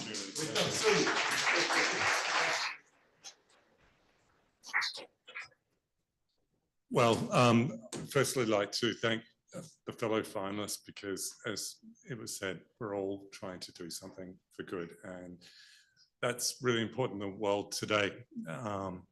So I would also like to thank Innovate Australia because they were able to obviously give us the opportunity to even present for this event, and the sponsors that came to the party that provided obviously the finance to make this journey possible. I would also like to thank the audience here who came along to watch and witness this event, the first of its kind, and the judging panel, of course, for what they did. And I'm sure it was a difficult decision because there were some great ideas. I'm really excited to be able to represent Australia, and I hope that our project is, it's going to be significant, and will really deal with some significant challenges, significant sustainable issues that we face with the world today. Thank you.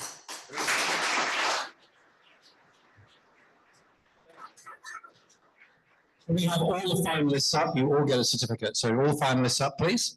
Thank you. A round of applause.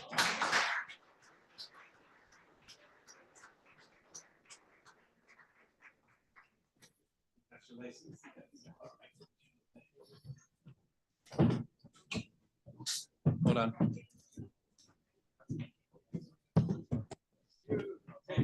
Congratulations. David, you sort them out where you want. Listen to David, the photographer.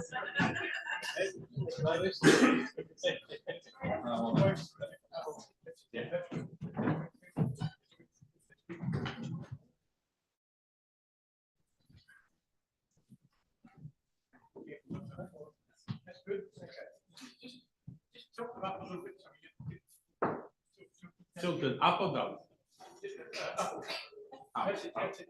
That's it. Good. Thank you. So it's not shining the light.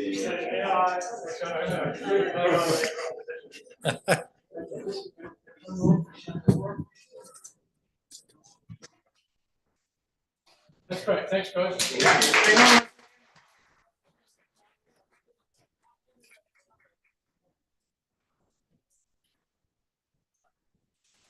Guys, can you step forward and hold behind you? Yeah.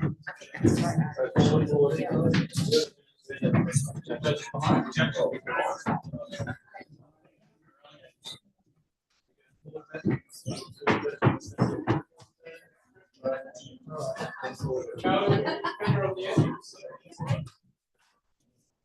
All right, okay. Got that thing out? It's all about you.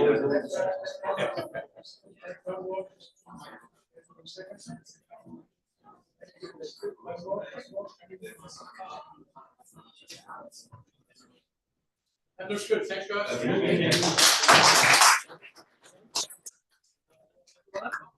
Oh, now, okay, you can stay where you stay. Judges, please come forward for a second. Yay. All right. Chief Judge, thank you very much. Thank you, sir. Thank you, sir. We got Matthew. Thank you very much. That's it. Great. Yeah, congratulations. Ms. J. Thank you. Now we're gonna get all the certificates. Come on. Yeah. All right. Okay.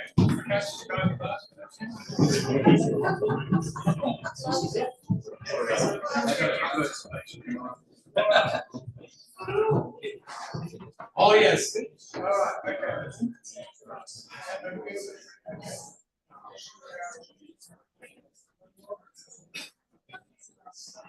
That's good. Okay. Fantastic. Thank you. Oh, okay. Now we're gonna you guys come over here. Can you guys stand up? We're gonna do like a picture of everybody's mouth.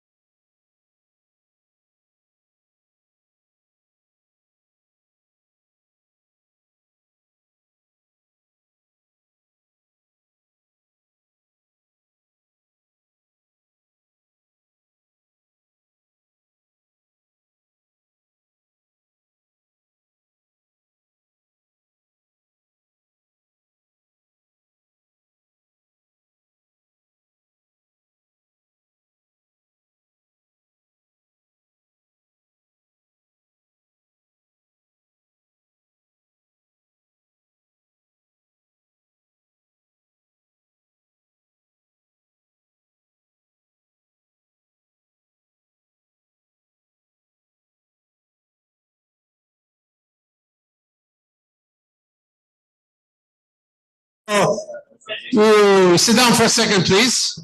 Yeah. Okay, after all the excitement of taking photos, okay, few things we need to say. Once again, thank you for all of you to come and witness this event. We're really excited. I'm delighted. Thank you for all the people online are watching because there is actually a live stream of this event. So say hi to everybody, including my friend Adam, who is actually put a lot of work into this as well. I know who is watching from Geneva. So, yeah. And look, once again, we're really excited that we're able to bring this to here to Australia, but also to Perth. So, trying to establish Perth as a hub of AI innovation. And obviously, I want to thank once again our sponsors. So, which is City of Perth, which Marilyn always doing great stuff for us, and Mesh Points program, which Charlie represents now.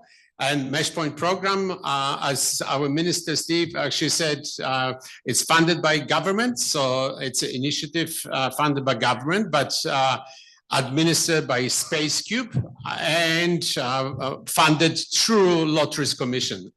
So, and also to our European ally, the Euro industry, who actually came to save us in the last moments and make this actually possible as well. So we're very grateful for that. And to our partners, which is, like I mentioned, Colleen, who is poor thing, is actually in the hospital, but she's been a great supporter.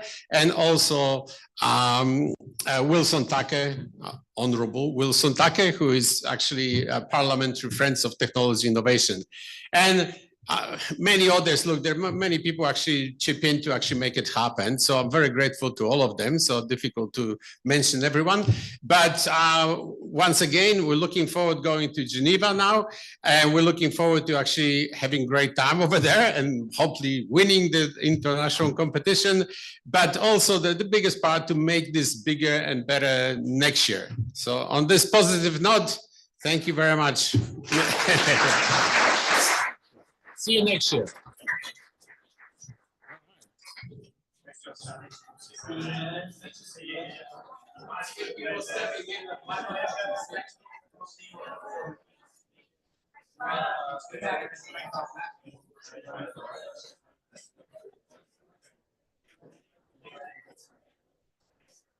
Hello.